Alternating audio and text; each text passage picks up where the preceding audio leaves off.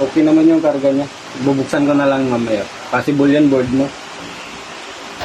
Mayong buntag mga boss, mga bay. Pupunta tayo ngayon ng Pateros. Mag-check up and repair tayo ng AL01 na error ng split type inverter na Everest.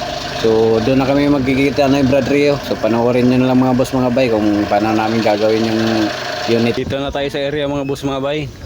Yung sa taas yata gagawin natin. Muna tayo dito mga boss, mga bay. Opo!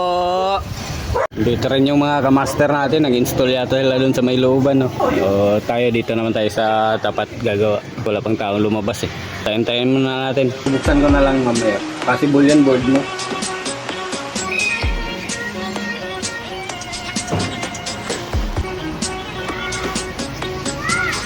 So ito na yung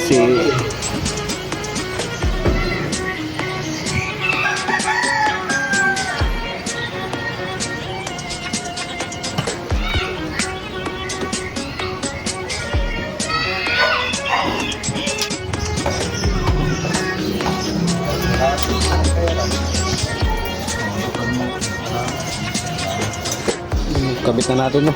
Kabit na yan. Yaktan ko lang yung ito yung ano yung tulas. Bala ko kasi, kandil ko na yung bitat. Birahin natin sa oras na.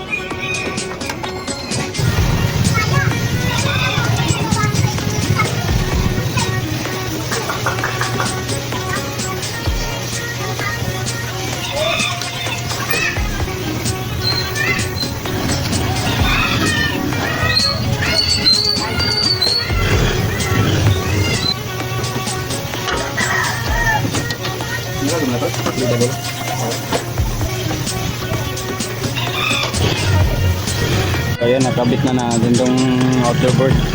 So, dito tayo indoor naman.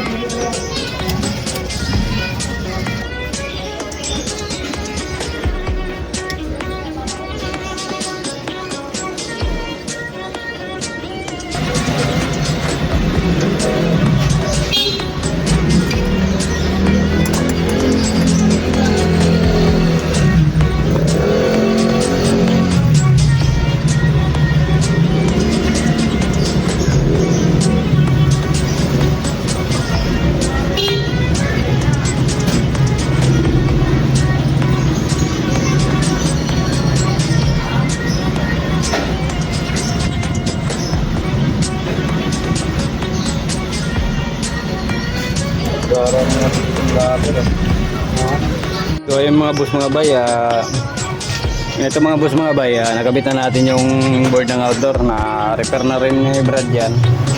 Tapos yung indoor naman kakabit na rin ni Brad. So obserbahan natin kung anong magiging resulta nito mga boss, mga bay.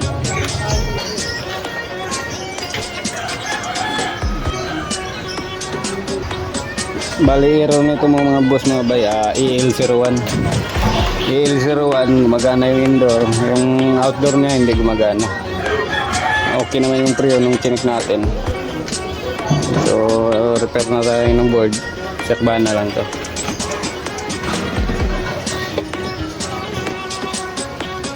So binuksan na niya yung indoor. Waiting na lang tayo na umandar tong outdoor na to.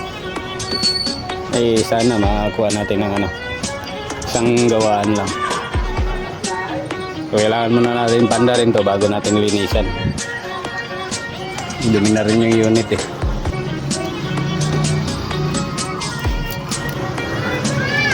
So test run muna natin to. Hindi pa. Test rin ko pa.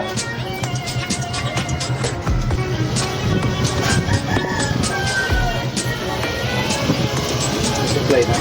Oo.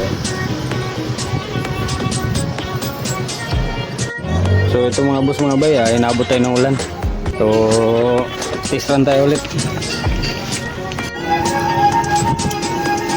So ito mga boss, mga bay, mandar na, inabot tayo ng ulan. Ayan, kaya nagtakip tayo kanina.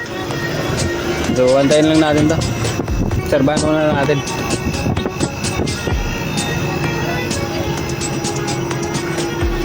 So, obserbahan muna natin to para makauwi na rin tayo. Test run na natin. Hayaan muna natin to mandar ng mga 5 minutes mga boss, mga bay. Tapos, saka natin ibalik yung para matisran natin kung goods pa yung pati period niya. So ayun mga boss, mga bay, symbol na natin to. So papatayin muna natin para ma-symbol na natin yung unit. Ayun, patay na. So ayun mga boss, mga bay, napanda na natin yung unit. Ayun. Gumagana na. Ayan, nag-moist na rin to. So goods na to. Liligpit na tayo.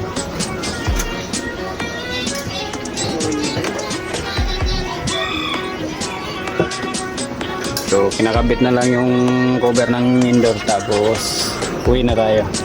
So thank you for watching guys. Follow naman kung nagustuhan mo yung mga video na ganito. Good.